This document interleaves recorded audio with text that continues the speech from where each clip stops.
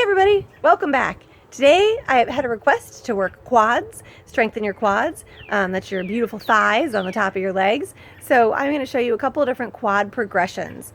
So it's very easy today. First of all, one thing you need to know is the quad is made up of 4 different muscles and its only job is to straighten the knee. So basic, right?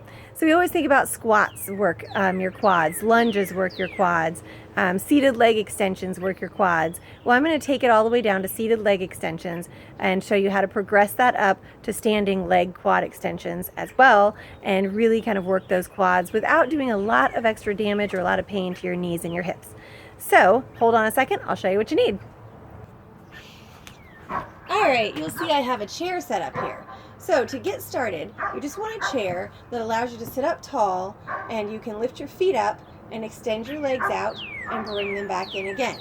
So if you find that you're having to use a lot of hip flexor to lift those legs up, you might want to get a higher chair or maybe stack some books or something so that you can actually not work the hip flexors but focus on the quads when you extend those legs.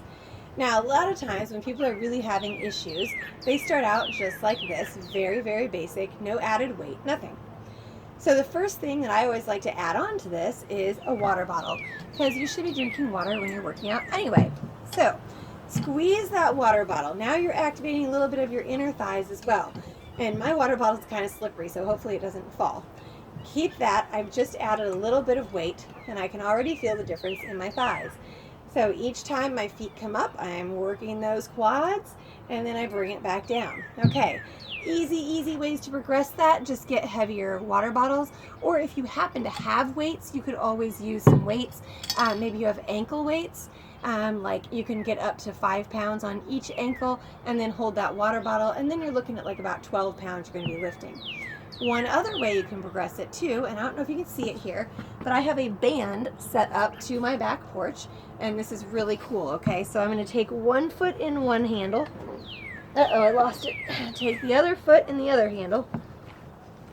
Okay, so hopefully you can see what's going on here. I'm still sitting in the same chair, but I have handles to a band around my feet. So, now, starting out, I would recommend one leg at a time because you can adjust that other leg to see how hard you want it to be. Once you are really good and strong at that, do both legs at the same time. It's going to be a little bit more difficult because they're working against each other. Really feel those quads work, okay? Now, you can always get heavier bands as well, so that's one thing. Or you could always scooch a little further away. That's going to make it heavier as well. So all I did was same band, I just moved farther away from the railing, really working those quads. Okay, the really fun part of this is getting out of it though, so hold that thought. All right, so once you feel like you're doing a really good job of working your quads seated, the next progression is to stand up. So let me move my stuff out of the way and I'll show you that.